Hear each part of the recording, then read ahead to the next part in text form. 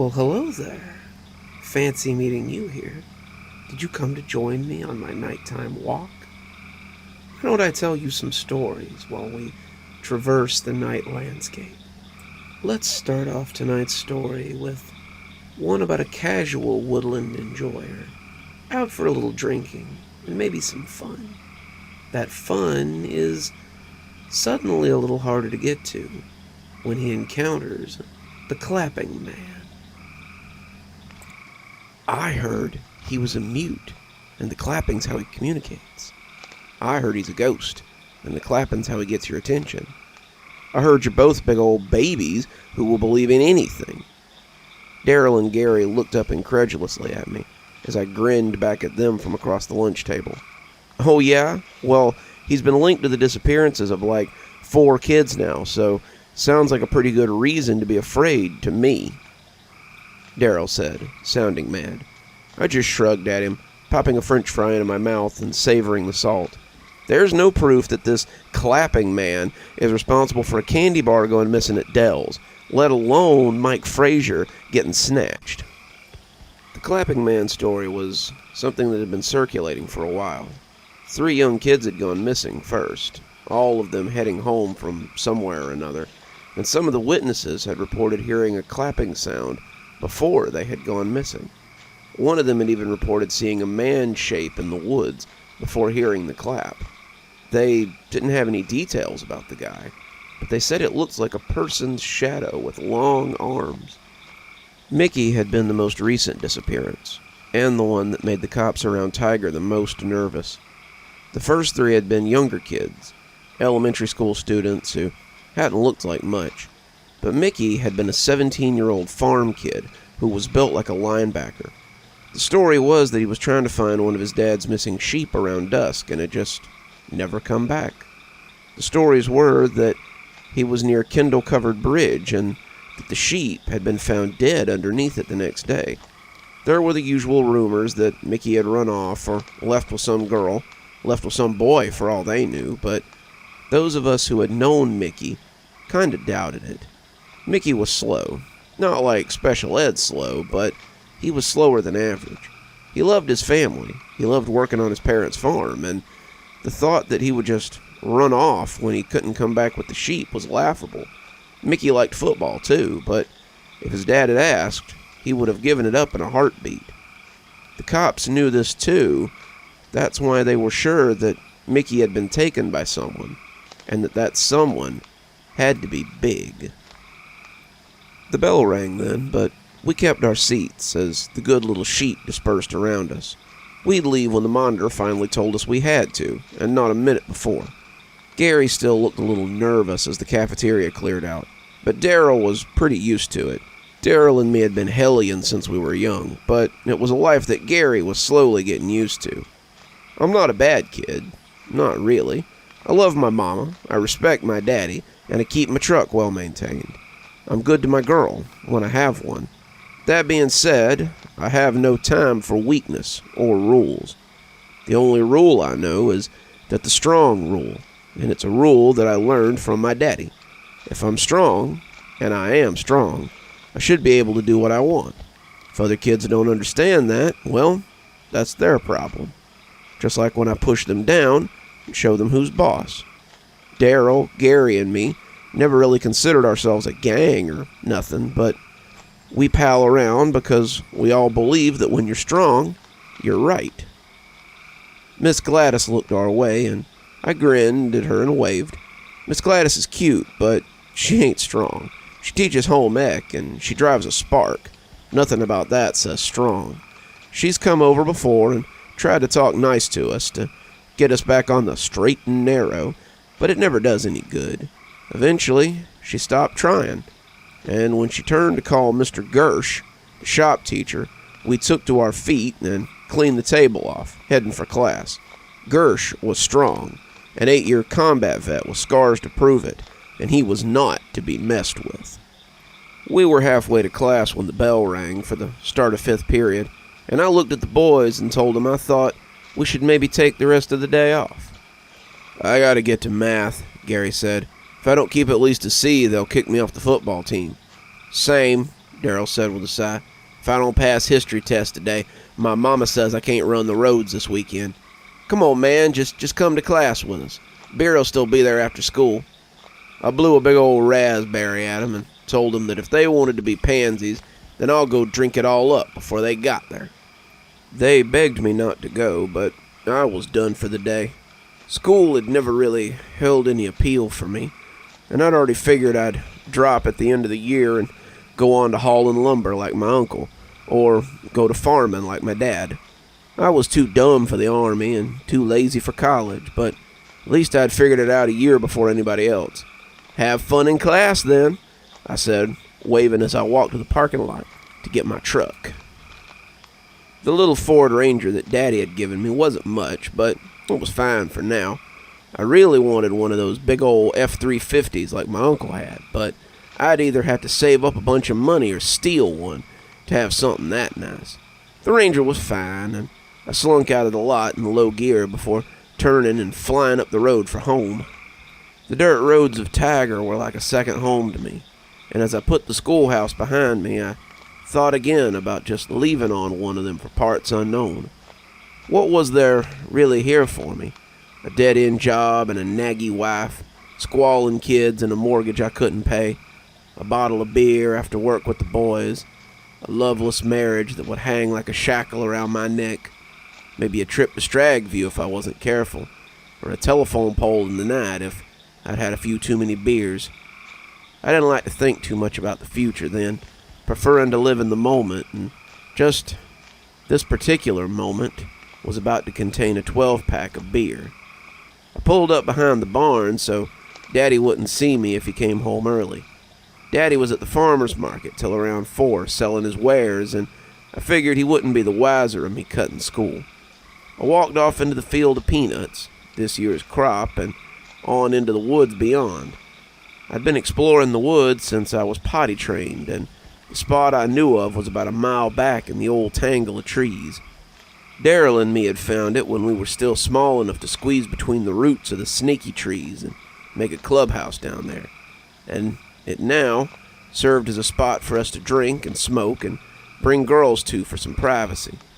The forest was familiar, an old friend that had protected me sometimes when Daddy had a little too much to drink, and before I knew it, I could see the old growth of trees in the distance. Most of the forest was thick old oaks and scaggy little pulp trees, but the grove was different. It was old, felt ancient somehow, and being there made me feel peaceful, like nothing could hurt me while I was there. I got to the snaky trees and took a seat on the comfy old roots that stuck above ground, reaching into the gnarled old root system and pulling out a 12-pack of Budweiser. I cracked the first can and drank it quickly, smacking my lips as the crisp taste filled my stomach. This was the good life right here, but I knew it wouldn't last forever. I'd have to trade this kind of carefree time for adulthood soon enough, and the thought of saying goodbye to the snaky tree grove was a little sad. I opened a second one, drinking it slower this time, and as the wind rustled the leaves around me, I felt a yawn creeping up my throat. Daddy and me had been splitting wood before school today, and the early morning and the lukewarm beer was starting to make me groggy. As the second one disappeared and the third one popped open, I got comfy and watched the dragonflies and the little forest animals frolic in the boughs of the trees. I felt at ease, like I was floating, and when the beer can slipped out of my hand and fell into the nest of roots, I was snoring before it dumped its delicious contents on the ground. When I woke up, it was dark, and the sounds of birds and squirrels had been replaced with insects and the scamper of bats. This didn't immediately put me off. I'd been in the woods at night before. Daryl and me had camped out tons of times, and I'd even slept rough a time or two if Mama and Daddy were fighting. I pulled myself out of the tangle of roots and wobbled a little before getting my bearings. I wasn't drunk, not by a long shot, or hung over. I'd taken a long nap in the woods, and now it was time to go home and face the music. The school would have called by now and told them I left early, and Daddy would be looking for me during evening chores, and not finding me. These things would have culminated into him having a drink as he waited for me, so I was likely in for a bad time. I walked out of the grove, watching my step as I went, and that's when I first heard it. A loud pop sound that made me freeze in place and listen like a spooked deer. I stopped for a count of 5, waiting for it to come again so I could identify it, but all I heard was the quiet sound of the evening woods. I started walking again, but after 5 more steps, I heard the loud pop again. I thought it might be a tree branch cracking at first, but now it sounded more like something familiar. It wasn't a natural sound, not like a branch breaking or a rock bumping as it fell. This was a sound I hadn't really heard out here before. A sound I was familiar with, but seemed alien out here. Sounded like someone bringing their hands together for a single hard clap. Kept walking towards the house, thinking I was hearing things, but the longer I went, the more I heard the clapping sound. It was infrequent, always that one loud pop, and when I looked, there was nothing I could find that would have made it. The longer I walked, the more freaked out I got at the popping. I found myself looking for man shapes in the woods, thinking about what the kids had told the cops. It was big, like someone's shadow standing in the woods. Its arms were longer than usual, and they'd heard a loud clapping sound before their friend had disappeared. I stopped again. It had been closer this time. Sounded like it was about 20 feet away, and the clap had silenced many of the forest creatures that had been buzzing placidly. I wanted to run, but I made myself walk so I didn't trip in a hole or knock myself unconscious with a low-hanging branch. There was also the fact that these were my woods.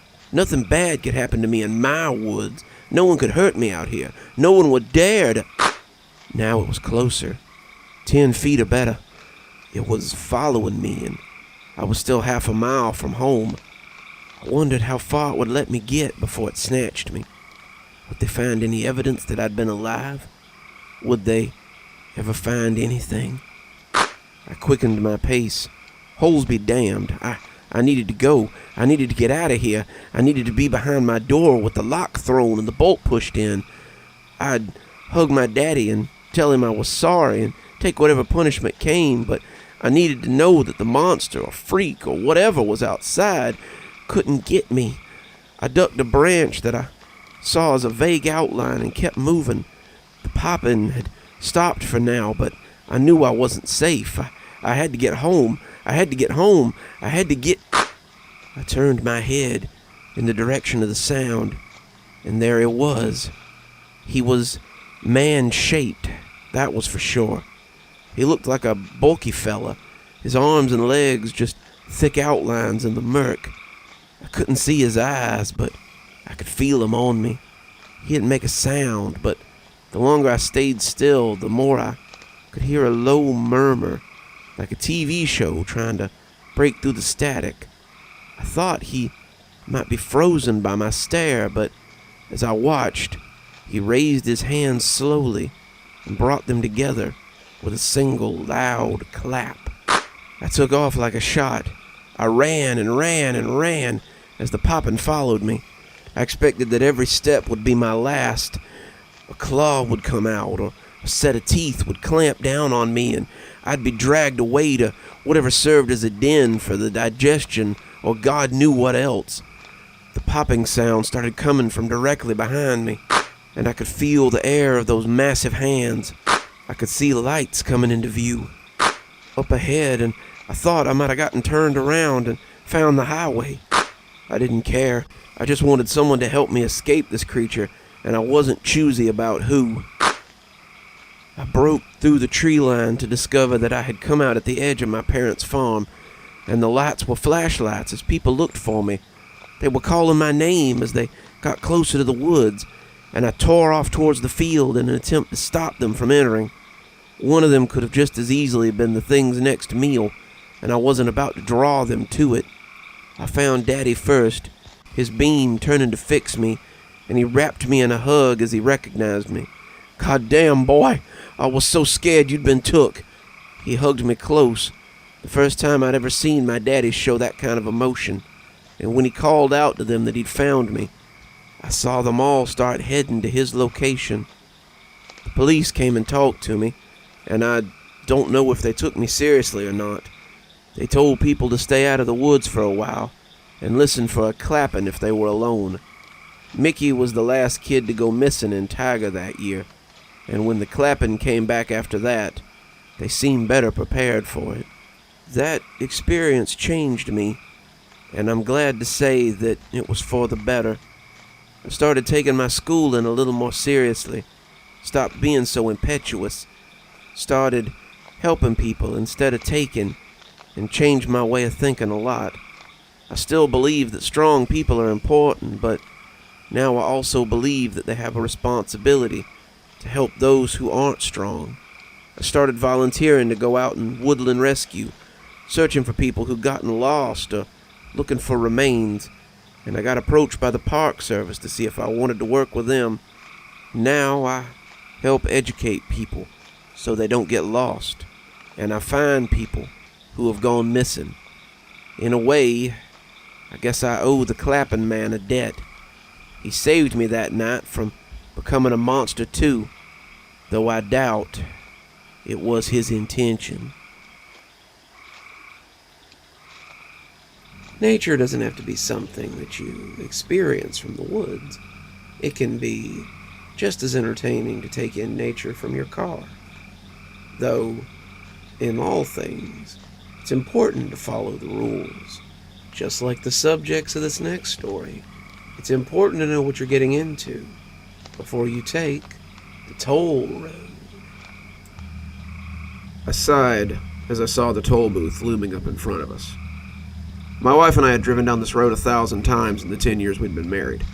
It was actually the place we took our first date, and we loved to drive down it on Sundays and feel nostalgic. Despite the number of times we've driven the long and winding route, the toll booth always surprises me a little. It sounds weird to say that our first date was a drive, but I think it was honestly pretty sweet. I'm a photographer, have been since I was 19, and I often shoot weddings and family photos for people in the area. I've got an amazing eye for location, and my photos have been featured in not just people's homes, but also in magazines that debut the beauty of North Georgia and the Carolinas. The Appalachians have been my home since I was born, and I know how to bring out her beauty in my photos. I was 22 and on my way to a wedding when I spotted a car on the side of the road with a young woman sitting on the hood.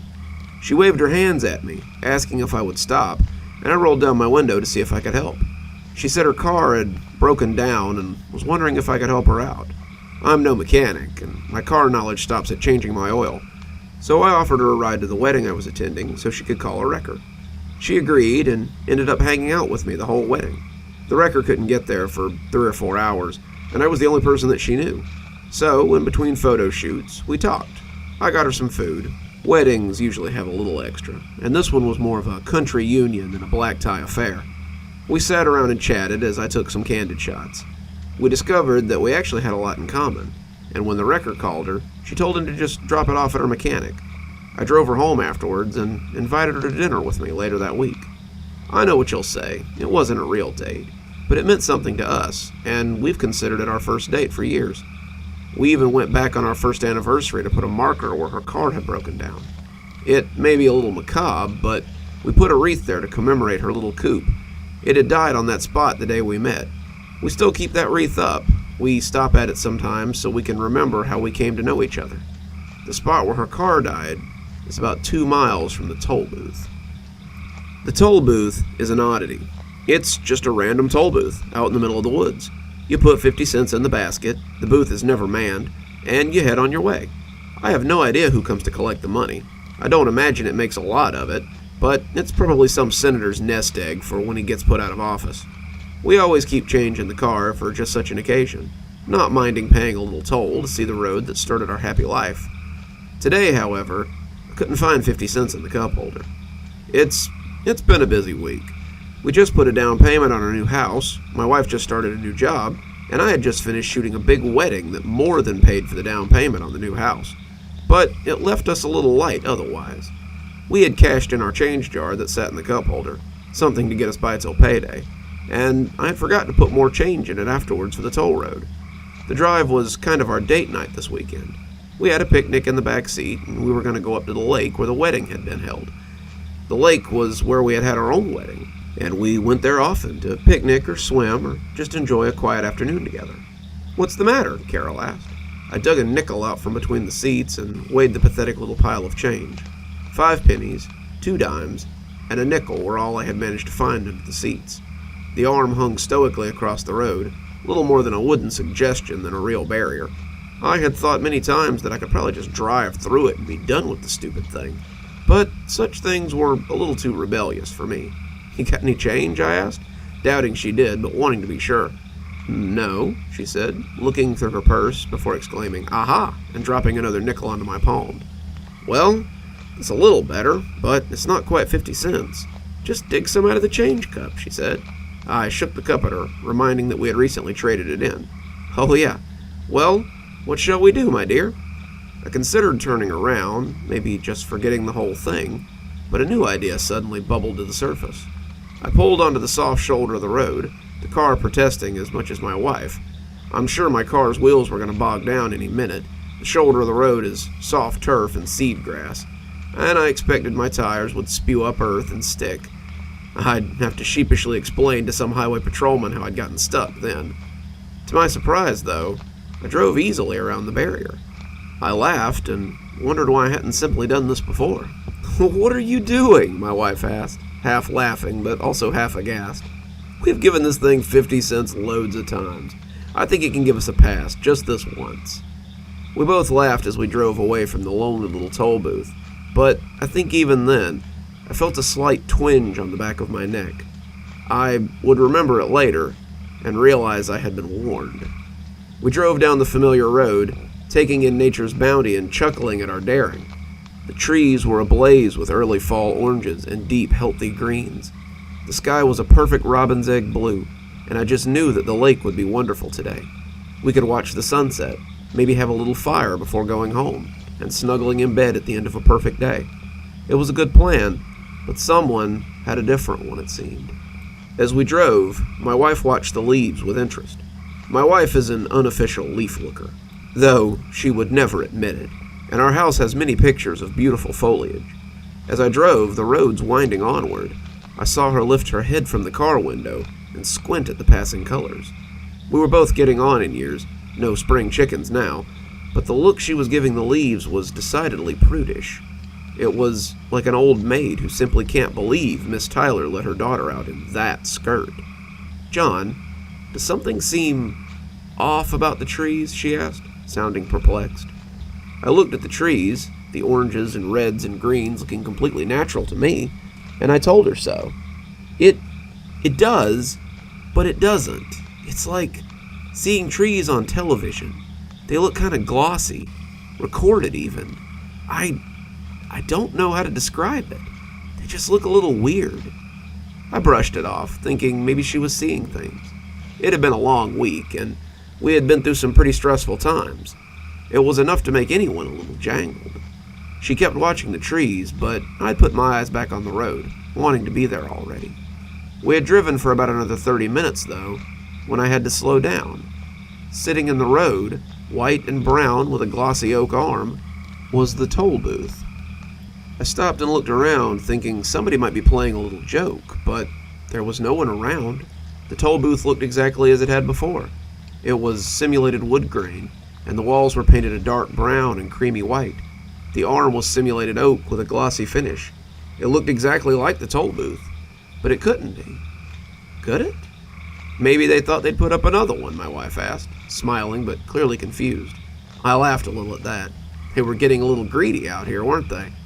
I pulled around this one too, and I watched it disappear in the rearview mirror as we made our way down the road. My wife was still looking raptly at the trees as we drove past, her attention becoming unhealthy. When she asked me to take a look, I glanced over to see the unusual reds and oranges and greens, but something did look a little off about them. Had they become even more vibrant? The foliage looked artificial, almost neon, and it battered against my eyes as we watched them go past. Okay, there's no way you can tell me that was just my imagination. I didn't answer her. I just wanted to get to the lake so we could have our picnic and all would be normal again. This was weird, yeah, but it was just a strange phenomenon. We would make it to the lake and everything would be okay. When we drove here next weekend, or the weekend after that, everything would be just as it had always been. I edged my speed up a little, wanting to pass the weird Technicolor trees and get into the deep woods I knew were coming. We had driven for about another half hour when my brakes screeched against the pavement. I blinked. It just couldn't be. I had been driving these roads for 10 years, and it was always just the one toll booth. My wife seemed startled too, leaning forward to look unbelievingly at the little booth. It looked exactly like the other two, but that was impossible. We had passed it twice, and I was sure there was only one toll booth out here. There would be no reason to think a second one would make any difference. There was so little traffic out here. What the hell? My wife asked. And when I pulled around the arm this time, it was a little more aggressively than I meant to. Maybe, she started, pausing a little as she looked nervously at me. Maybe we should just pay the toll. I didn't say anything. I had been too mad to even acknowledge the prickle on the back of my neck this time. Stupid, money-grubbing jerks. They hadn't figured they could line their pockets enough with just one toll booth, so they had to have two more. This was unbelievable. I had a sense of humor about the first one, but if they thought they were going to gouge me for another toll, babe, they had another thing coming. I was going to write my congressman, my senator. I'd write the freaking president about this. They couldn't just, John, gouge people like this. What about tourism? What about local beauty spots? What the hell happened to bringing people out so they could, John! I stopped on the brakes and turned to yell, "What?" at my wife as she stared out the window. Normally, she would have chastised me for yelling at her. I don't think I had yelled at her more than a couple of times our whole marriage, but she was too shaken to even take notice. She was looking out the window, staring at the trees with the strange leaves and pointing with a shaky finger. "Look," she stuttered, and I turned to see what she was babbling about. The leaves were still eye-destroyingly bright, but this time they were also melting off the trees. Not regular melting either, but like wet paint dripping off an oversaturated object. I could see them dribbling onto the ground, pooling on the grass as the verdant green lawns became spin art. I put my eyes forward, racing the engine, and tried to reach what I knew was ahead as fast as I possibly could. The toll booth came into view again, but I didn't stop this time. What are you doing?" my wife said, getting nervous as I didn't slow down. I gunned the engine, revving to 70 on the straightaway. "Stop it. Stop. Don't do that." The engine growled as I nudged it up to 80. "John," my wife screamed, but it was too late. I crashed through the wooden arm and laughed maniacally as the wooden pieces cascaded off the hood and flew to either side. I had made a lot of mistakes that day, but damaging the booth, that was the worst one. My wife screeched when I hit the arm, but one look at me had reduced her to silence. I glanced over at her and immediately felt sorry for what I had done. My foot came off the ignition, and the car slowly spun to a stop in the middle of the two-lane road. I had damaged state property. I was sure there was some sort of camera on the booth somewhere, and it would be easy enough to see me ramming the arm. I thought about driving back to the booth and seeing if there was a number I could call to report the accident, but finally I just decided to keep going so we could make it to the lake before dark. As I drove, I realized my wife had been silent the whole time. I turned to tell her I was sorry, to apologize for going a little nuts back there, but she wasn't paying any attention to me at all. She was looking at the countryside as it rolled by. "Honey, I'm sorry about all that. I just let it all get to me. I'm sorry for yelling. Sorry for acting like a psycho. I was just so... The trees are wrong, John." Her voice sounded on the edge of hysteria. "What?" I asked, craning my neck around. "They're all dead. They're all dead, John." I turned right, wanting to see what she was talking about, but when I saw the trees, I wasn't sure why it had taken me so long to see. The trees so vibrant and colorful before, were now sickly and forlorn. The vibrant colors had oozed right out of them, and the leaves hung limply from the trees as their bark hung pale and peeling. It wasn't just the trees either. The sky looked yellow and sick. It made no sense. What the hell was going on? This was nothing like how the road usually was. It was nothing like how it had looked the first time we'd seen the toll booth. I put my foot down on the ignition and we kept rolling forward towards our destination. It only got weirder the longer we drove. The longer we drove, the more I expected to run into that toll booth again. The longer I drove and didn't encounter that ramshackled booth, the more paranoid I became. The world outside didn't help much either. The sky became darker and darker as we went. The leaves began to drop from the trees in droves. The limbs were skeletal, the bark crumbling from the long, fragile limbs, and the farther we traveled, the more desiccated they became. We should have come to the deep woods by now. We should have come to the lake by now. We should have seen another car, seen a deer, seen something. My wife stopped looking out the window, and I kept sneaking glances at her to make sure she was okay. She just sat hunkered against the seat, rubbing her shoulders as she tried not to notice what was going on outside. I should have been worried about her. I should have stopped to make sure she was okay, but I was feeling on the verge of mental collapse myself. We never made it to our destination, little as I would have wanted to get out if we had. As the sun began to set, I realized how much worse it could get. "Honey," I whispered, not sure how long it had been since we'd spoken. It felt like days, weeks, but my mind railed against this idea. We were just a little lost on a road we had driven so many times we could have set the mile markers. I wasn't sure what was going on here, but I was sure that we would come out of it okay. "We shouldn't have driven around it." "What?" I asked, confused by her answer. "We shouldn't have hurt the toll booth." She turned towards me and she looked afraid. "We should have just paid the toll. Now it's mad, and it might never let us get off this road." "It's nonsense," I said, but it lacked conviction. I had been out here at night before, driving home after a day on the lake, but I had never seen it this dark. The trees no longer looked to be the old pines that I'd come to love. The trees I could see from the headlights looked more like maples, with a thick, dark sap running out of them. If I looked too long at them, some of them even seemed to have faces. I always looked away when I noticed this, afraid to meet their gaze, but I could feel them looking at me nonetheless, challenging me to meet their eyes. As much as I wanted to tell her she was wrong, I couldn't argue the fact that we seemed to be stuck, and it had all started after we drove around the toll booth. "Quick, dig under the seat and see if you can find 15 cents. She looked at me in disbelief. "What? 15 cents? That way, if we see the toll booth again, we can pay the toll and get out of here," I nearly growled at her. She moved slowly, like someone in a dream. She began to search under the seats for change, and as she searched, I kept driving. I was beginning to believe that something outside the norm might be at play here, and the further we drove, the more I also believed that we were being followed.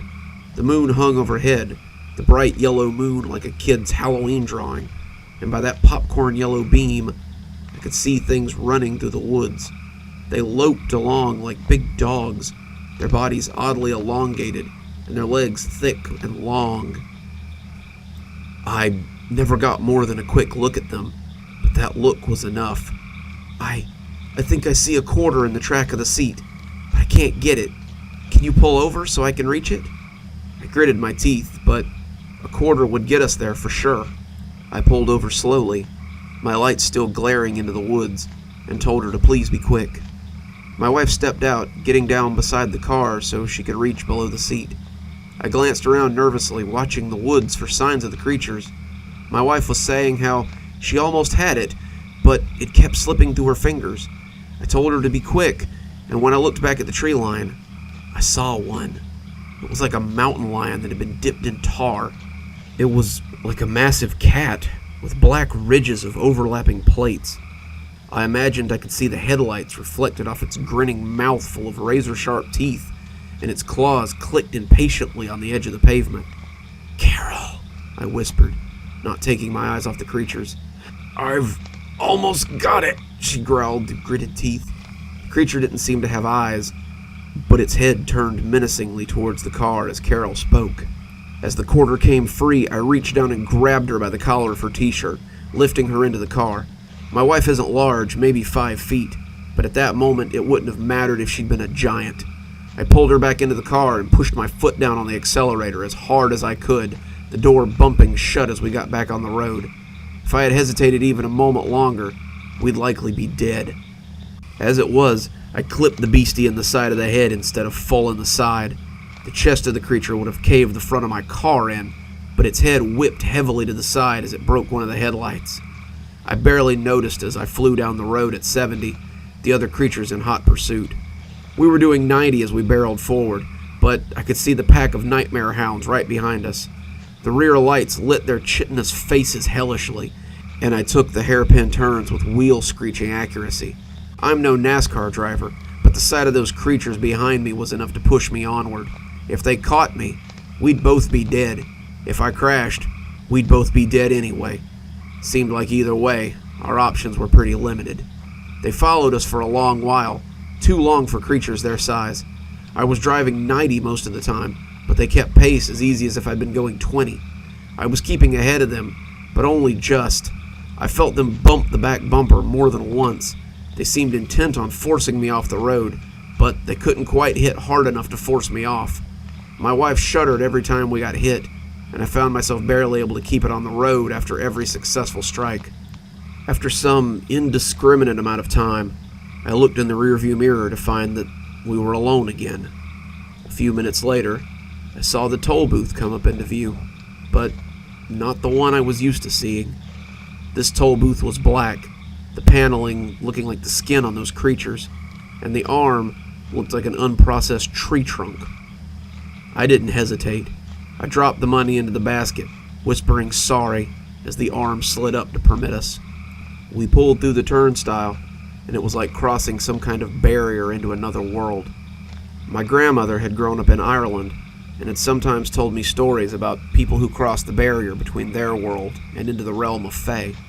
Grandma always said that people could cross into the fairy realm without realizing it, but I knew all too well when I crossed the border out of whatever place we had been in. It was like passing into the coldest waterfall I could imagine. We got home without incident, but it's the craziest thing. We had voicemails from our friends, a client, and even my wife's new job, asking where we were and why we'd been gone for so long. It seemed that even though we had left just after lunch on Sunday, we didn't return till Tuesday night. The car's still damaged, so I know we didn't imagine it. The car is damn near out of gas, and the oil shows that it's almost due for an oil change, despite having been done less than a month ago. I don't know what the hell happened to us, but I know I'll be keeping money in the cup holder from now on. Whether we ever choose to go down that road again or not, I will always have money to feed the toll booths that may appear in my life. You never know where they might take you if you don't play by the rules. There's nothing like sitting by a fire at night, sharing stories. Speaking of, have I ever told you about the Corn Man? He's well known in these parts. They say he'll grant you a wish, if you're willing to play his game. I remember it like it was yesterday. My mom was at work, and my brother Daryl was watching me. Daryl was older than me, about 6 years, and he was kind of a jerk. Our dad had left right after I was born, and Mom had to work 2 jobs to keep us fed and clothed and keep the lights on and the roof over our heads. Maybe Daryl blamed me for Dad leaving, and that's why he was usually so mean to me. He was never violent, though I got the feeling he wanted to be sometimes. But he always teased me. He told me there were monsters in the basement who would eat me, and told me there were ghosts in the attic, that the boogeyman would come and carry me off some night, about all the perverts who would just scoop me up off the street someday and do stuff I didn't really understand at the time. He liked to scare me, and I think that's how we got on the subject of the Corn Man. It happened one afternoon when we were playing hide and seek. Daryl rarely played with me, not unless Mom made him. and he was being slow about counting, just trying to wait for Mom to go to work so we could go back inside and keep watching TV like he wanted to. He was counting, and I was hiding out in the cornfield where I knew he wouldn't find me. As he finished, he stepped out into the field, knowing that's where I was. He started looking, cursing, and stomping around as he couldn't find me, and seemed to be getting pretty frustrated. Finally, he said the words I will never forget. "Better come out, turd, before the corn man gets ya." I stood up. He had been pretty close to finding me, and asking who the corn man was. Daryl smiled wickedly, seeing another opportunity to scare me, and get himself back inside as well. The corn man, he told me, lived in the cornfields that seemed to perpetually surround our house. The field was filled with corn during this time of year, and Daryl said that the corn man patrolled it and got little kids who went out to play in the field. He said that the corn man couldn't see you if you stayed still. If you just stood like a statue, not moving an inch, he wouldn't see you, and he'd think you were just another stalk of corn. I told him not to lie, but he said it was true, and said we should get back inside before the corn man caught us in the field. We were both in the living room, Daryl gripping the remote and flipping through the channels, as Mom said goodbye and left for the night. He had spent that week tormenting me with stories about the corn man that were usually just ways for him to get out of stuff. "Corn man'll come into your house if he smells garbage. Better take it out before he smells it." I heard corn man comes to take away messy kids. "You better clean up around here." "Oh, you're going to tell Mom, huh? Well, the corn man loves to eat little tattletales, so go ahead and tell Mom you saw me smoking. I hope I'm awake when he comes to get you." That night, however, he just grinned as someone knocked on the door. He told me to go get it, and I prickled a little. I didn't want to go out after dark. Not after what he had told me about the corn man mainly hunting at night, and usually for kids who were out past curfew. He pushed me with his boot as I dithered, and I stumbled to the door as someone pounded on it again. My hands shook as I reached out, turning the knob slowly as I pulled it open. I sighed happily, though, happy to see Reggie and Clyde for the first time in my life. Reggie and Clyde had been Daryl's friends since elementary school. Mark was usually with them as well, but I supposed he must be off doing something else. They were often involved in Daryl's shenanigans, and I kinda hated seeing them come around. Tonight, though, I was just glad they weren't the corn man. I turned to tell Daryl that his friends were here, but he was already heading for the door, pulling on his leather jacket. He told me he was going out, and I asked where he was going after dark. "Not that it's any of your business, but we're going to go summon the corn man so he'll give us a wish." I felt my mouth slip open and asked why he would do that. "Well, in the story, if you can complete his challenge, then he grants you a wish. But," he said, turning back towards the door, "you'd better stay here. You'd probably be too scared to come out into the cornfield after dark." I agreed with him, until I realized that meant I'd be home alone. All night, by myself. I had grabbed my coat and ran after the three of them before I could think better of it. The three of them were standing by the cornfield, cigarettes winking on and off as I approached. Clyde elbowed Daryl and pointed at me. Daryl grinned the widest I'd ever seen him grin, and the effect was pretty terrifying. He looked like a ghoul from a zombie movie in the cigarette light. Maybe even one of those pedophiles he was always telling me would get me. "Well, well, well, look who decided to join us. You trying to get a wish too, turd?" No, I said, snuffling a little in a mixture of fear and mucus. "I just didn't want to be at home alone." What are you talking about? You never said you got wishes from the corn man." Daryl took a long drag off his smoke, the light making his face look like a jack-o'-lantern. "Well, the word is that if you stand in the field and say the magic words, the corn man will come and test you. If you can stand as still as a cornstalk, not moving and not being caught, he'll grant you one wish. But if he catches you, your blood will water his cornfield. So, sound like something you want to do, turd?" I shook my head nervously, the wind rustling the corn and making me shudder. I didn't want to go out there, but I didn't want to stay here in the dark alone either. He snorted at me and rolled his eyes, pitching his cigarette away from the dry cornfield. "Well then, go home if you're going to be a baby. The rest of us will get our wishes, and you'll just be home, pissing your pants." I shook my head again, and he must have taken it for acquiescence. "Then come on, or don't. I don't really care." They set off into the thick cornfield, and I followed after them. The sea of stalks whipped past me as the 3 bigger boys walked in front of me. It was dark, the night birds and the sound of animals tuning up all around us. I was shivering, and it had nothing to do with the night or the chill in the air. I was scared, terrified even, and the jostling boys laughed and whispered to each other as they walked towards the center of the vast cornfield. When the corn surrounded us, we stopped, and Daryl turned to look at us. Okay, so now we chant the special chant to summon him. They stood in a triangle, looking at me, and I moved up to make it a diamond. Corn man, come to me if you can. Corn man, I can stand as the corn stalks can. Corn man, still as stone, not like a man. Corn man, still and quiet as the corn stalks can. He looked at us as he finished and told us to chant with him. As we raised our voices to the sky, I began to slur my words as my teeth chattered. I was terrified, standing in the cornfield that had been the setting of so many nightmares, and listening as we summoned the creature that had stalked me through those hated fields. Why had I come with them? Would I really have been less safe at home? Wouldn't I have been fine as long as I stayed inside? I heard my brother's words as he told me about how the corn man came after kids who were alone.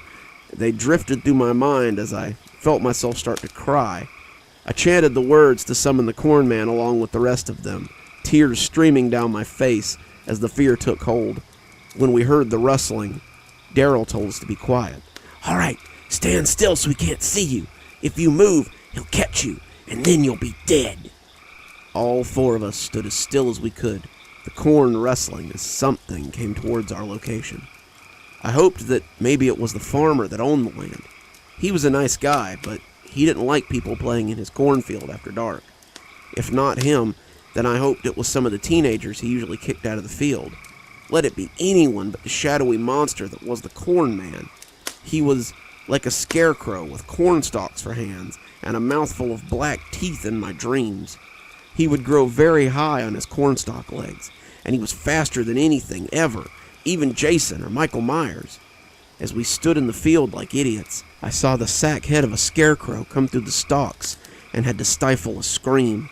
He was wearing overalls and a straw hat, his face a sack with grease paint, and he was lumbering up out of the corn shakily. He had normal hands, but one of them was holding a scythe and the other was holding a hatchet. As he came stomping out of the corn, I held as still as possible, not moving a single muscle. He was real. He was actually real. In my mind, I had believed in him. Of course I had, but I had hoped that he wasn't really real. It's hard to explain, but some rational part of my mind knew that it was all just a goof my brother had come up with to scare me. Now I was forced to cower as we watched this terror hunt through the field for us. He moved like a wraith, silent and sure, except for the crunch of old corn husks. He smacked at the stalks with his scythe sometimes, and I had to stop my teeth from chattering as he turned to finally look at my hiding place. Until then, he had lumbered around like one of those adults that's only pretending to look for you. I felt like he knew where we were. He was choosing not to find us, and now the game was up. I moved my eyes around, not daring to turn my head, but I couldn't see my brother or his friends anywhere. Had they made a break for it? This was their idea after all. Why would they run? Had the corn man gotten them? No, I would have heard that. They had abandoned me. Daryl had finally gotten tired of having me around and decided to have the corn man do his dirty work for him. Mom and the police would search for me, but they'd never find my body. I would water the corn forever. As my eyes rolled around looking for them, the sack head turned towards me, and the creature started stalking in my direction. I was speechless, utterly terrified, and as I stood like a statue, I felt a warm stream of urine run down my leg as the cloth hood came within inches of my face. I could hear his raspy breath beneath it, smell the air as he stared down, and I found myself wishing he would just get it over with already.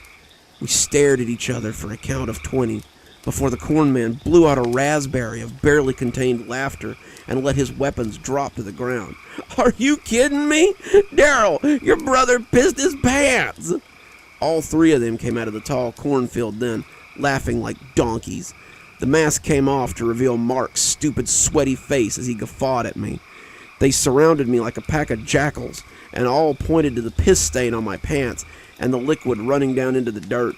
I felt the tears falling again, but my body was still locked in a rictus of terror. Daryl had tricked me. He'd tricked me again. He had terrified me and humiliated me, and now I would have to walk back home with cold, wet pants as my brother and his friends laughed at me. I wanted to run away, but my legs weren't quite ready to spirit me away just yet. That's probably the only reason I'm still alive. I saw Mark jerk suddenly, the smile dribbling off his face as something squelched from his stomach. It spattered across my brother and his friends, though they noticed it too late. I, however, couldn't help but miss it as it pattered across my face and chest. It was blood, thick and red, and they turned as a horror strode from the field of lush cornstalks. My mind hadn't done him justice. The corn man, or whatever he was, looked more like a terrible husk doll that you sometimes see at the farmer's market when Mom took us. It appeared to be woven together from corn husks and corn stalks and the silk tops of the plants. It was dirt and leaves and corn cobs and live plants.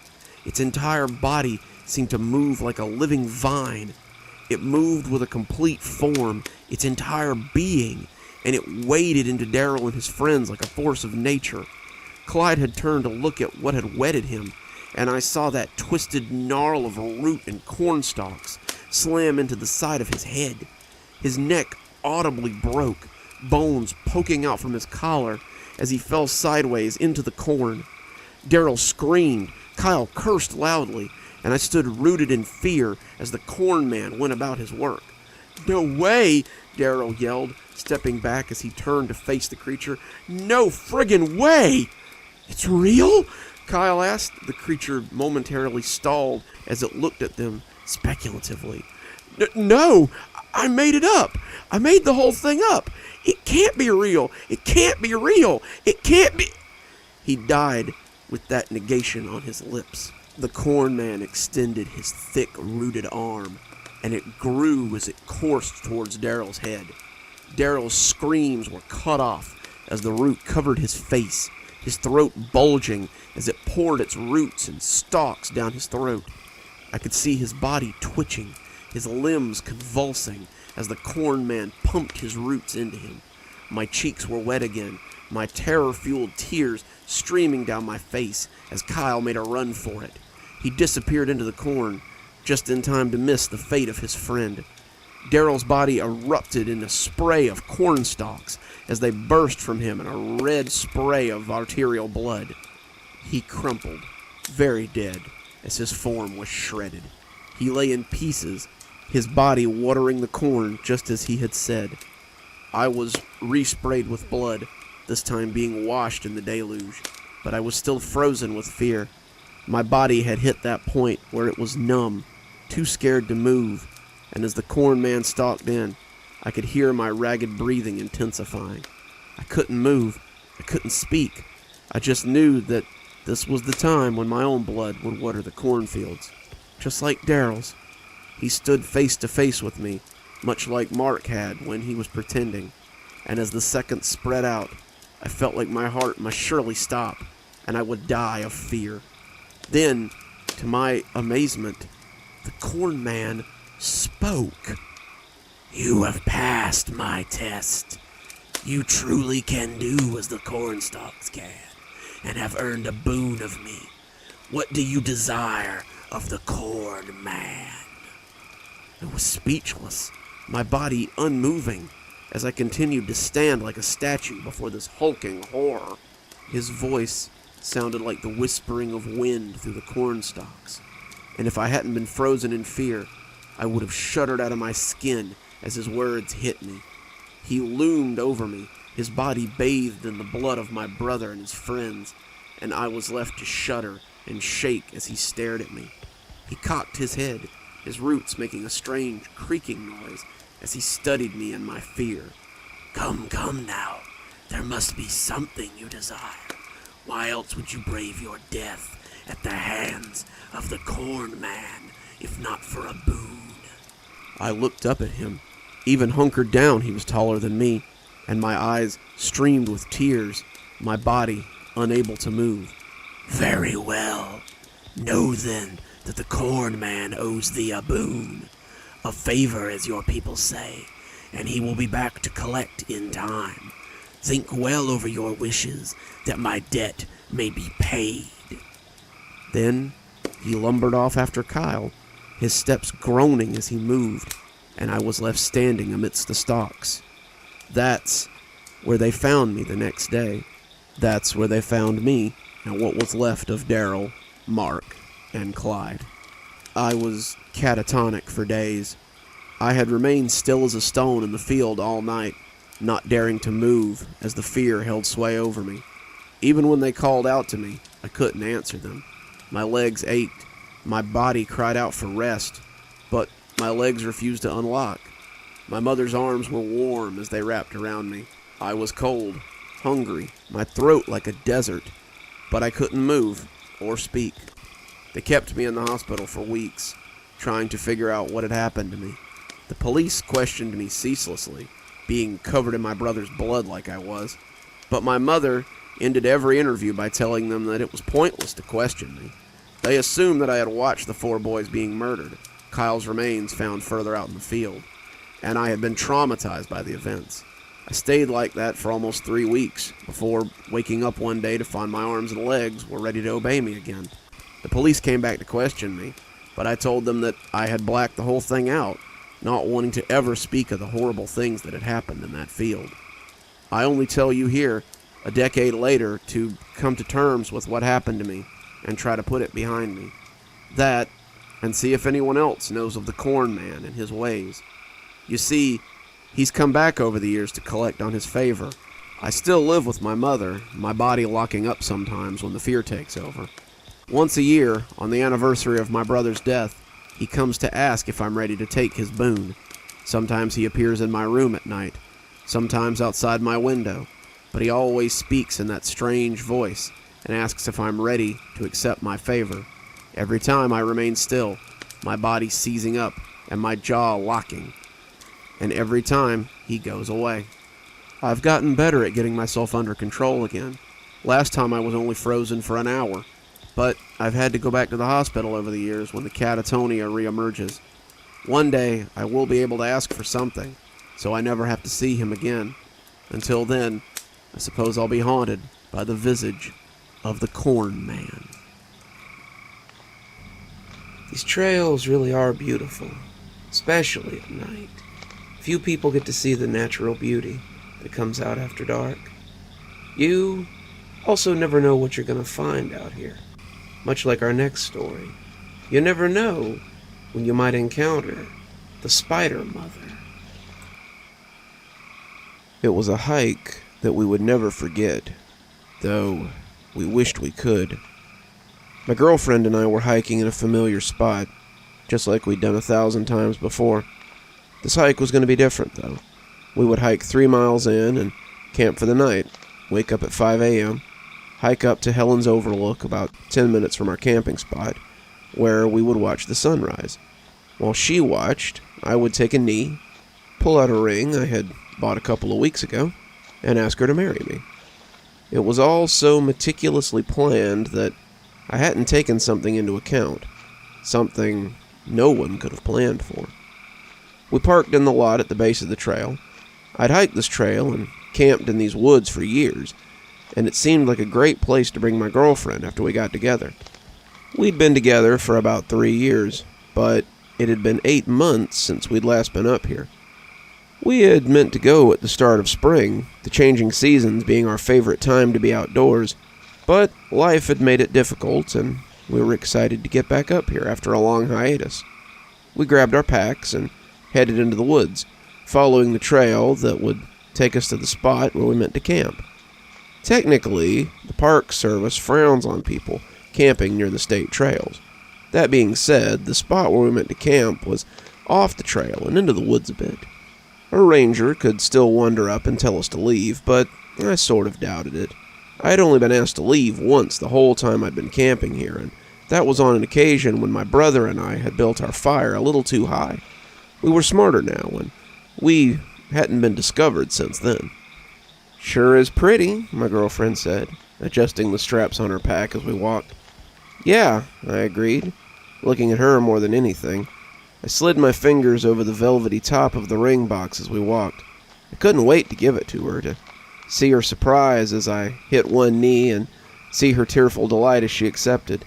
It never crossed my mind that she wouldn't. We would get married in the spring next year and come out here camping for our honeymoon as well, so we could visit the spot again. Sometimes, however, God loves to laugh at our plans. It started with spiders. More specifically, it started with me running face first into a spider web.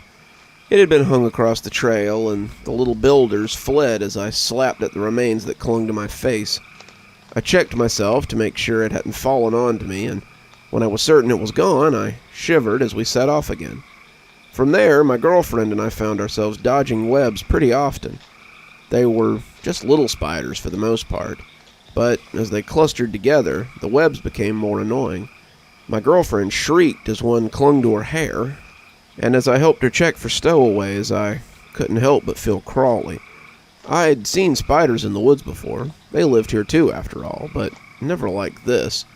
I had expected that some of the late-season snows would have gotten them, but they were here despite it all. We followed the trail, dodging spiders and looking for landmarks until my girlfriend finally said she had to pee. "I'm just gonna walk over this way. Keep an eye out for other hikers?" I told her I would, and she stepped off into the woods to do her business. When she screamed a few minutes later, I ran into the woods expecting to find a bear or a coyote or something. Instead, I found my girlfriend leaning against a tree, shaking as she pointed to something strange hanging from the tree.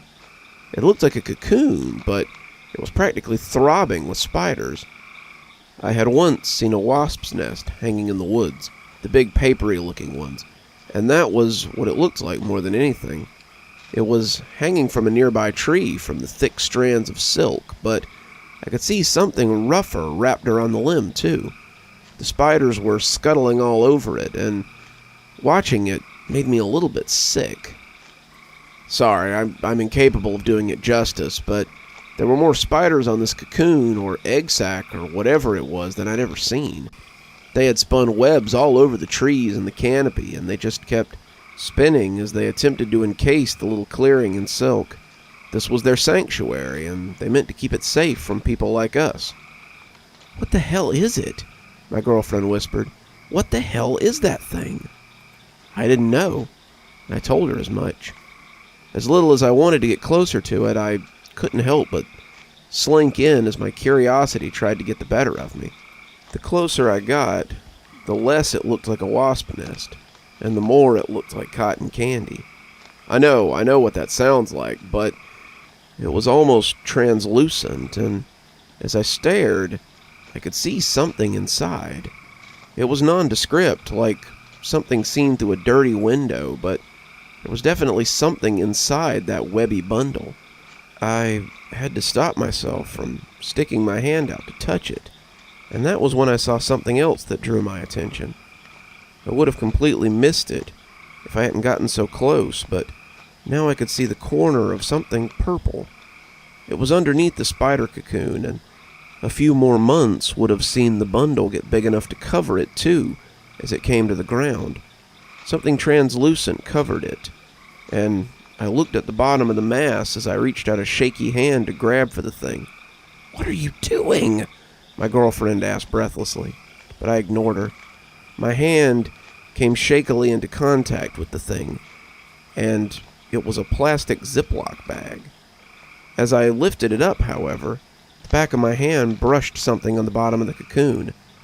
I grimaced as something wet slid down my hand, and as I saw something black and stiff fall to the leaves, I gasped and backpedaled towards my girlfriend. As the sun shone behind the thing, I finally got a good look at what lay inside, and my suspicions were confirmed. "We gotta go," I said, helping her up. "We have to call the ranger service right now." "What is it?" she asked, but I didn't want to tell her until I was sure. We went back to the car, and I called the rangers. In the meantime, I looked in the bag I'd been clutching the whole way down the trail. It was a purple notebook, the kind you could get at Dollar General for a couple of bucks, and inside was someone's journal. Her name must have been Lisa, because she signed all of her entries with it. The more I read, the more I came to understand that this was a journal she was keeping in a mental health facility after a suicide attempt. She talked about the medication they had her on, about the groups she had attended, about the phone calls with her parents she had, and how it had all helped her see that life had meaning and that she shouldn't squander it. She had left the group home with a new lease on life, but that lease had soon run out. The last entry was made about 4 months ago, about a week before one of the worst spring storms in a decade. "I just can't take it. Charles is gone. He says he can't handle my roller coaster emotions, and he took Sophia to stay with his parents for a while. My parents are trying to be supportive, but I can see what a burden I've become to them, my husband, and my daughter. So I've decided to leave. I'm going to hike the trails that gave me joy, and when I find a spot that I'm not likely to be found, I'll end it. If anyone finds this, my name was Lisa Turner." Closed it as a Jeep rolled up into the parking lot and put it back in the bag. The Rangers were a couple of younger guys, college-aged, still very green. They told us to lead the way, and we took them up to see what we had found. They laughed as we tried to explain to them what we had found, joking that it was probably just a really big wasp nest. They shut up when we got to the spot, and they saw it for themselves.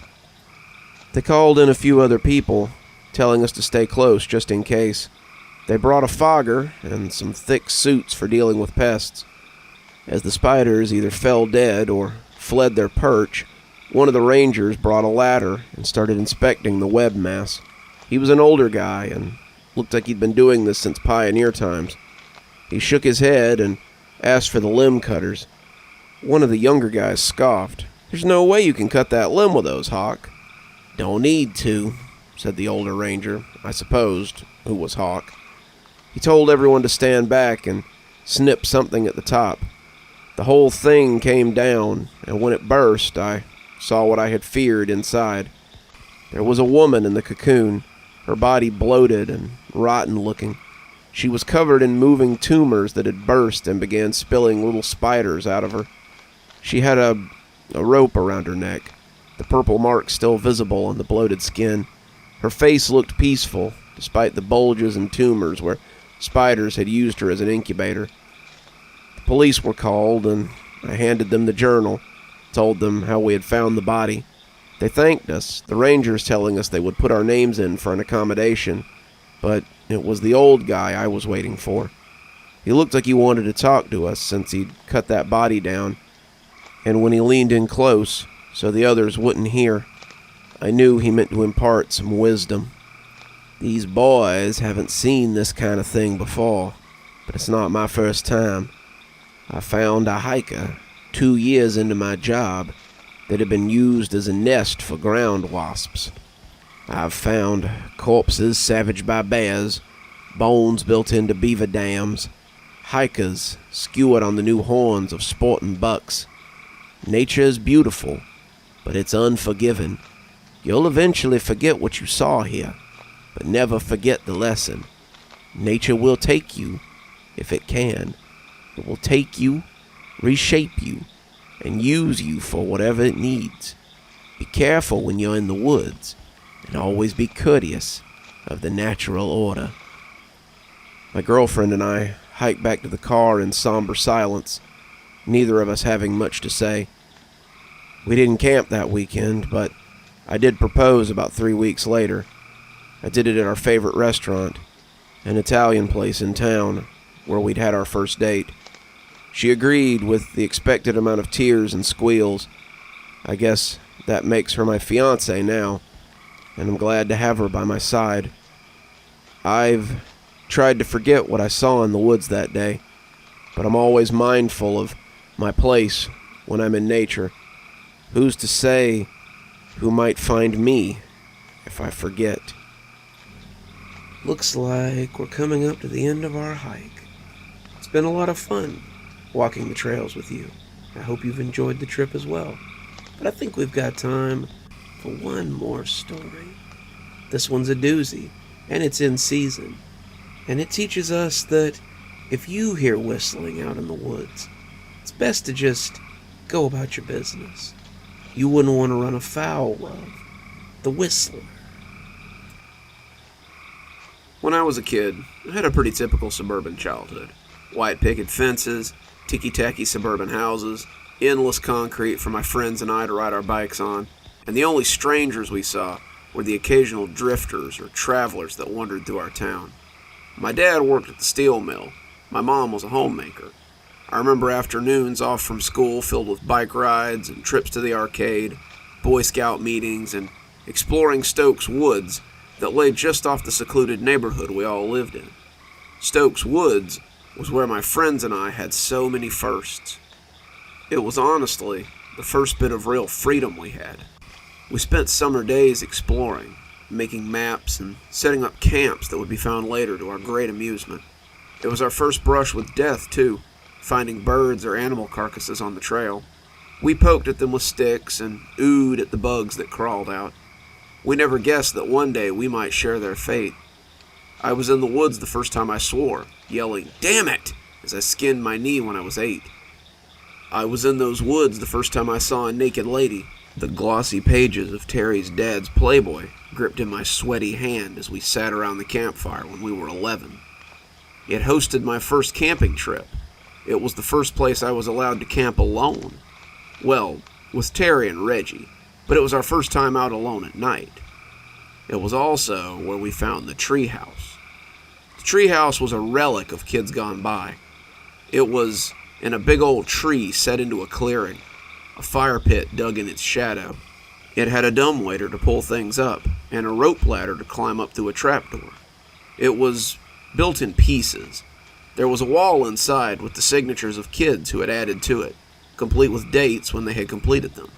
When we came across it one afternoon, our 9-year-old eyes grew big with wonder. We knew we had found something special that day. Over the next few weeks, we replaced the rope ladder, cleaned out the fire pit, and replaced the dumbwaiter rope. We painted it too, finding some paint at the junkyard and painting the faded treasure in a wash of purple and brown and gold. We added a bike rack, again with the wood from the junkyard, and signed our names and dates on the wall when the project was done. The easy trip to and from the junkyard made me believe that the treehouse might have been constructed from the things they found there.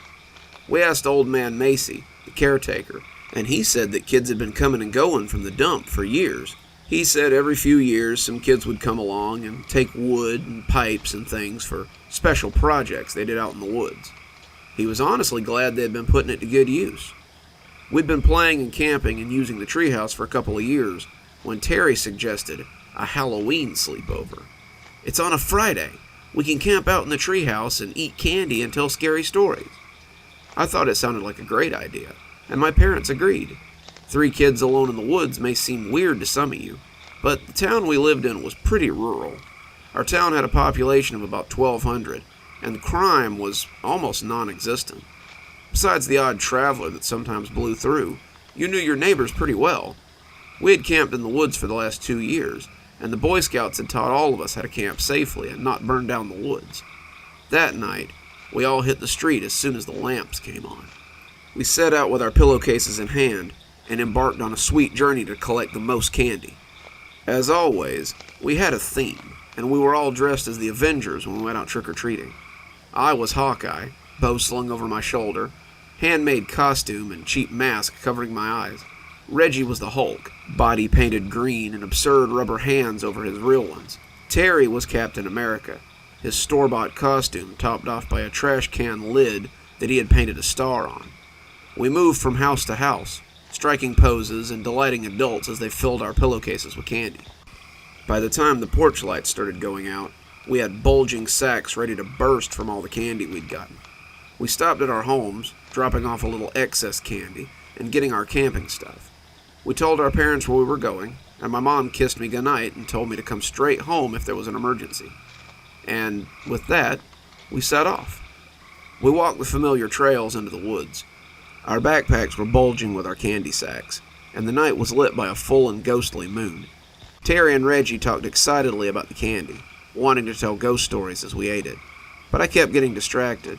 I could swear there was a noise out in the woods, a bird or a high-pitched wind. As we moved towards the treehouse, it seemed to follow us. The other two were oblivious, but the sounds made the hair on the back of my neck stand up. It came closer and closer, never quite reaching us, but seeming to pass us sometimes. I heard it behind us, heard it in front of us, and how the others could remain oblivious of it was beyond me. When the treehouse rose up to greet us, it was a real relief. In the light of the full moon, though, it looked ghostly and strange. I had thought the noise would cease to be an issue once we arrived, but it only seemed to get worse. As we loaded our bags on the dumbwaiter, I could swear the whistling still surrounded us. I rushed them a little, gaining some grumpy looks, but I wanted to be out of the woods and into the safety of the treehouse. Once we were safe inside, lanterns on and candy spilled on the floor, I began to feel at ease. This was our sanctuary. Nothing bad could happen to us here. We were children who had yet to experience loss or any real trauma. We were secure in our knowledge that our parents would still protect us from anything, no matter how bad it got. We were foolish, but children are supposed to be foolish, I guess. Reggie was halfway through one of his full-size candy bars the Hudsons had been passing out, when Terry suggested we start the ghost stories.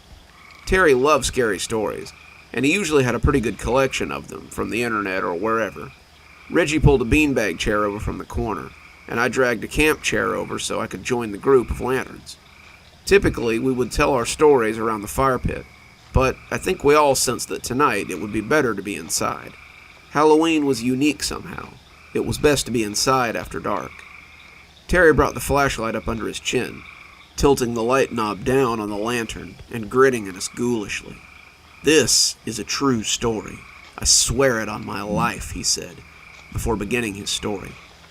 He told us a story about a kid plagued by the ghost of a hobo that he and his friends had accidentally killed. They had been playing a trick on him, and he had choked to death on a sandwich. After he died, the boy kept seeing him around, in windows or on street corners, but his friends hadn't believed him. Then, while the boys were at a sleepover, the ghost struck.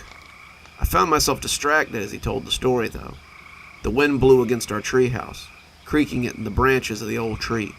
But beneath the wind, there was a weird sound. That same whistling was coming from outside, a high-pitched keening that was not altogether tuneless. As I listened to it, it almost seemed to move through the surrounding trees as Terry wove his tale. Terry came to the end of his story, and the boy's friends died badly. The boy escaped the sleepover and ran for his home. The ghostly hobo dogged his heels, screaming his name as he chased him through the quiet streets. But the boy had made it home and slammed the door in his rotting face. He had leaned against it, safe at last, but as the banging began, he remembered one important fact. His parents were gone, Terry said, grinning in the flashlight beam.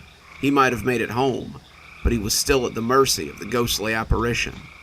Terry told us how the door had bowed inward, the ragged hands pushing the wood like wax paper, but I felt my attention dragged away again. I could still hear the whistling, closer now, and I could swear there was another noise too. Rustling leaves maybe, or leaves crackling underfoot. Was someone outside the treehouse? And as Patches pushed at his door, trying to catch him, the boy snuck out the window and disappeared into the night, never to be seen again. Terry seemed to notice then that I wasn't really paying attention. "Oh, come on. That was a great story."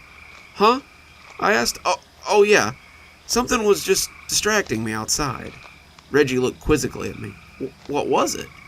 "I thought I heard someone outside moving around in the leaves." Terry turned to look at the bare window, and Reggie walked over to look out into the inky blackness. The moon cast an odd light over his face, but as he scanned the ground, it gave away no sudden surprise.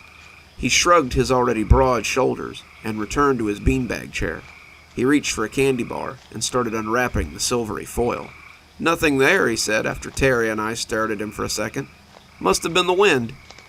Terry had begun another story about a shadowy creature that lived in a stairwell. As he laid out the narrative, though, I could hear the whistling again. It wormed into my consciousness, spinning through the trees outside like a drunken bird. I could hear the leaves crunching again, the wind making them rustle like skeletal wind chimes. And suddenly, I too wanted to go to the window and look out into the night.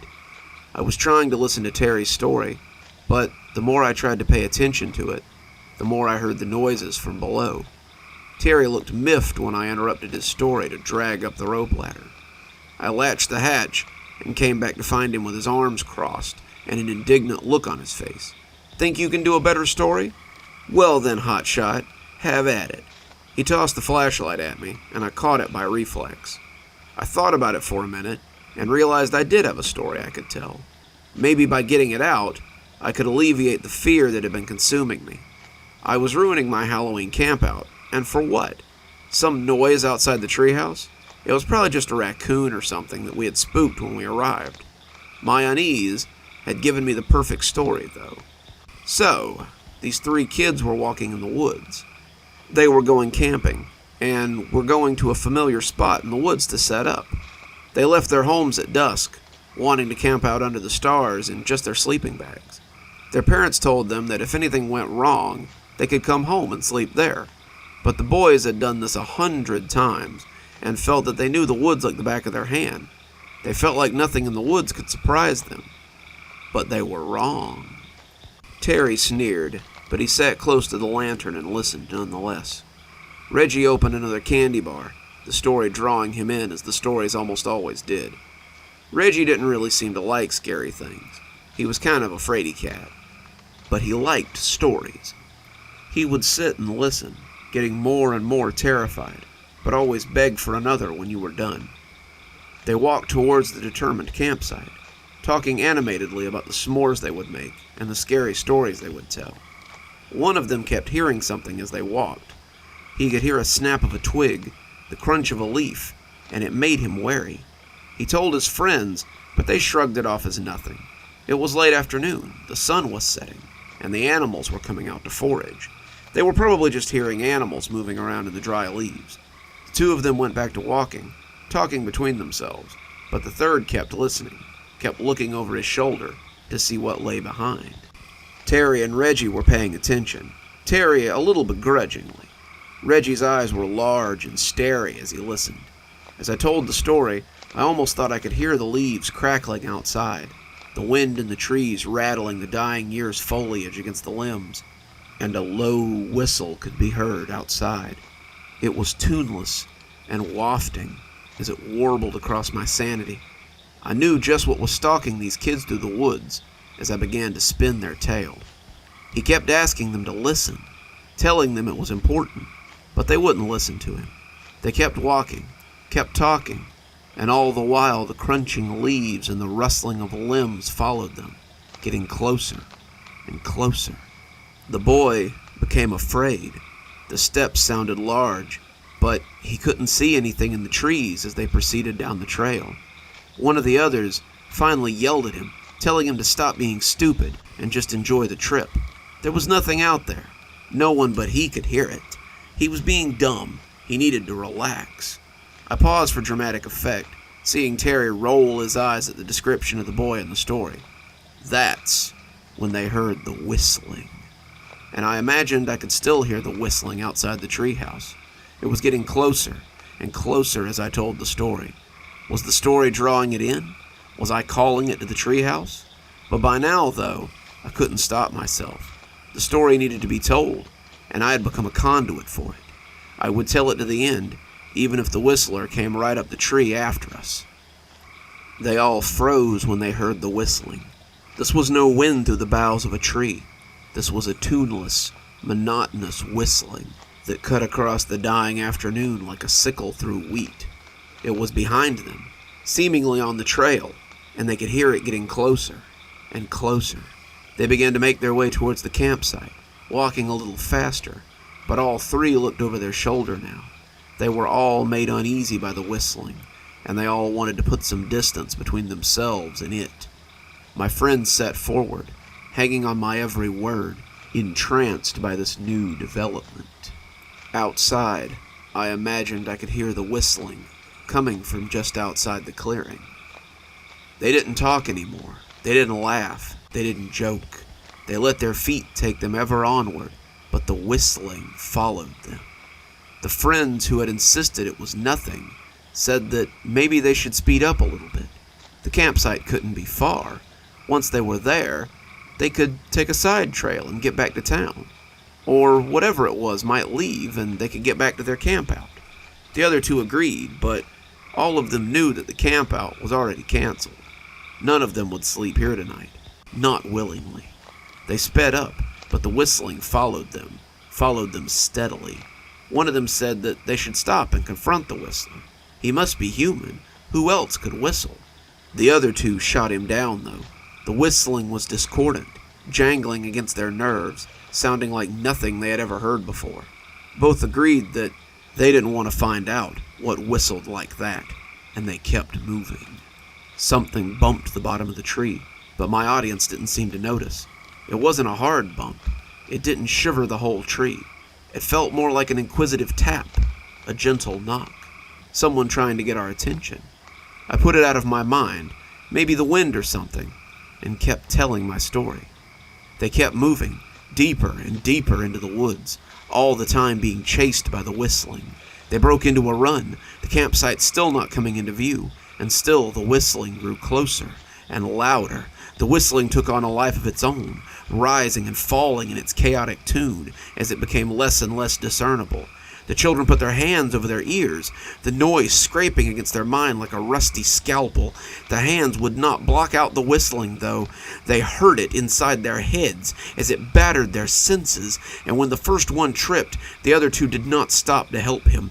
They didn't hear his screams, but they felt a change when the whistling thing got him. A night bird called out from the forest, but now the whistling was in my own head, and I only registered it as something different. I told the story frantically, hoping it would stop the whistling in my head somehow. They dropped their packs and ran. They sprinted, flat out, knowing that the trail must be up ahead. They would round the bend, and there it would be. It would be there, as it always had been, and they would cut back towards town. It never occurred to them that the creature could just cut through the forest after them. The trail to town had a talismanic effect on them.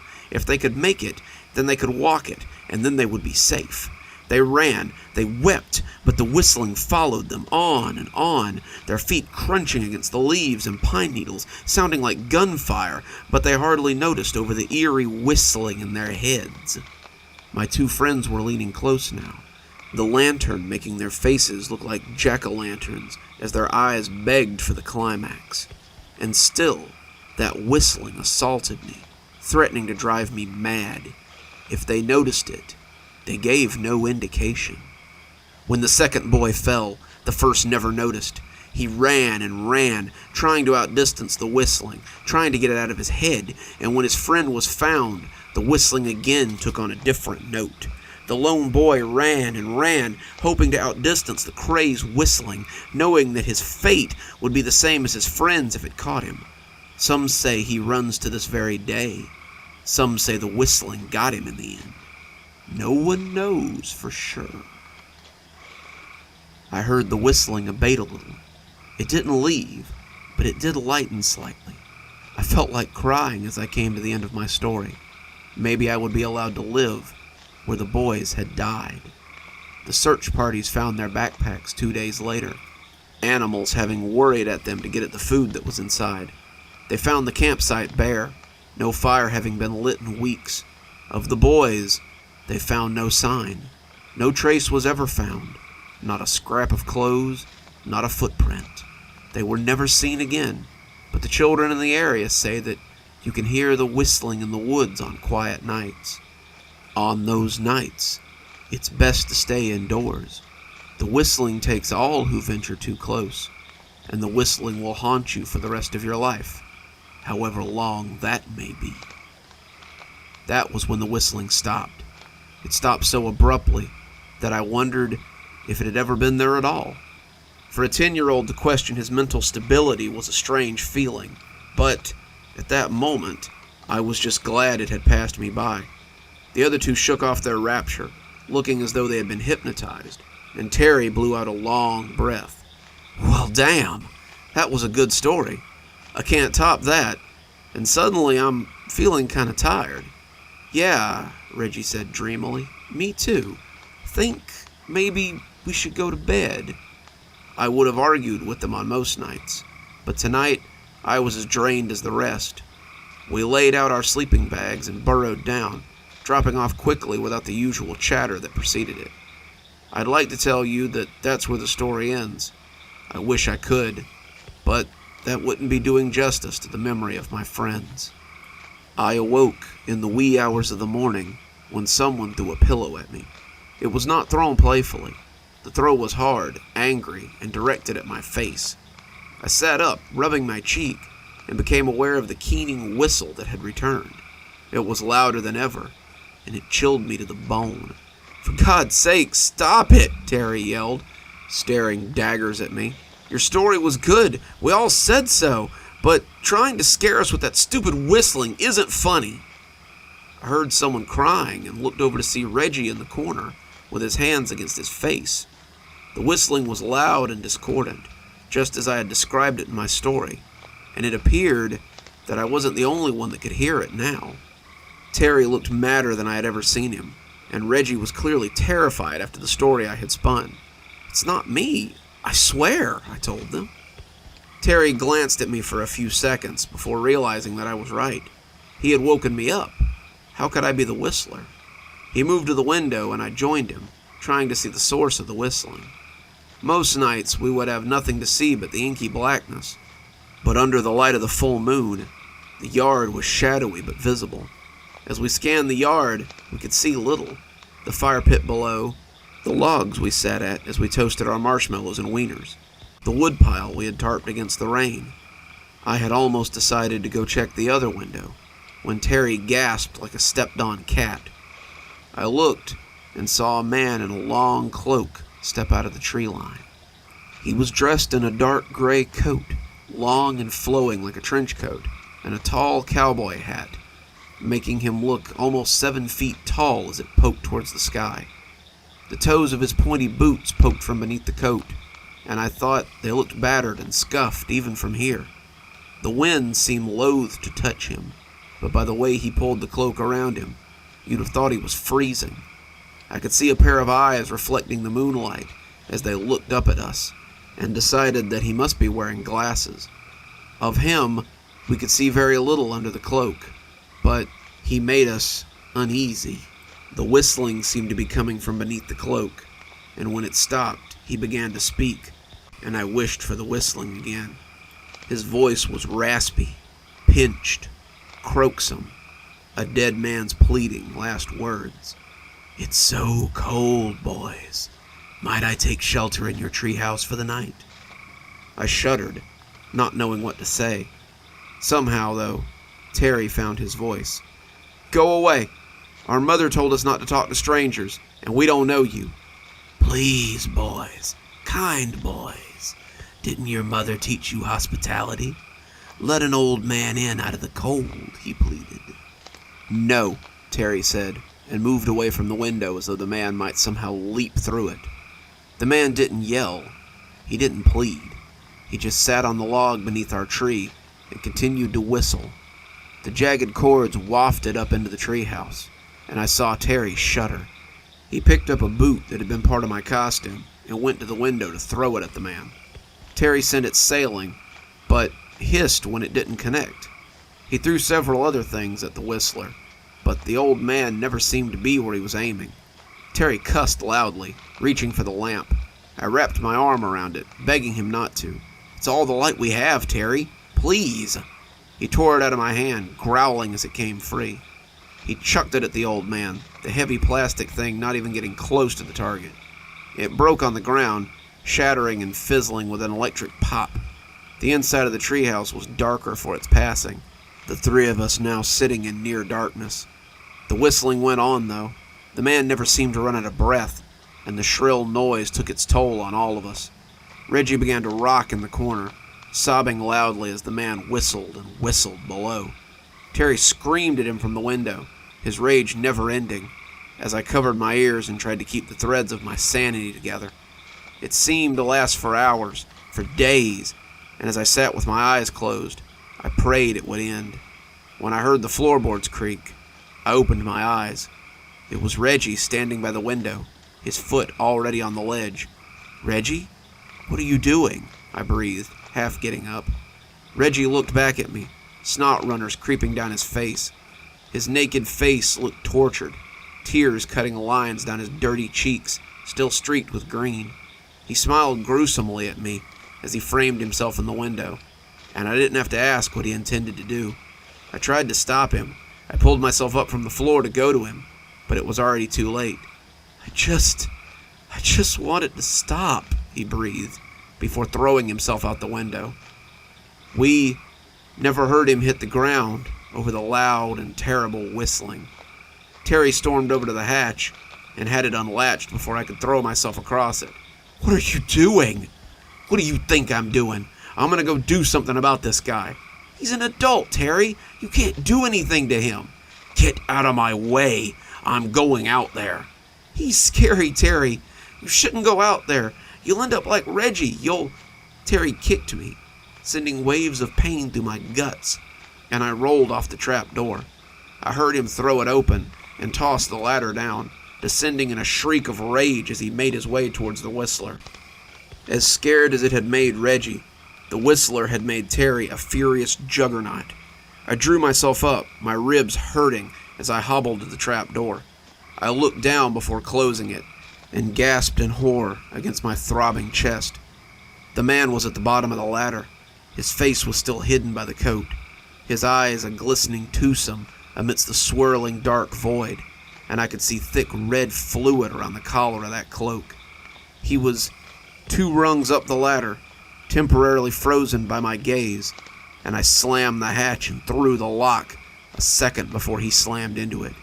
I crawled away from the hatch, seeing it buck wildly and hearing him scream at me to open it. He cussed and howled like an angry animal, wanting to get in, but stopped by the strong bolt that some past child had installed on the sturdy hatch. Maybe they had installed it to keep him out, I thought. My fear overtopped me at some point as I watched the door jump in its frame, and I must have passed out. When the banging woke me up, it was daylight, and I screamed loud enough to startle whoever was banging. "Easy, kid. It's Sheriff Blaski. Are you okay?" I dragged myself to the hatch, my ribs aching, and threw the bolt before falling back, panting. If it was the Whistler, I hoped he was quick at least.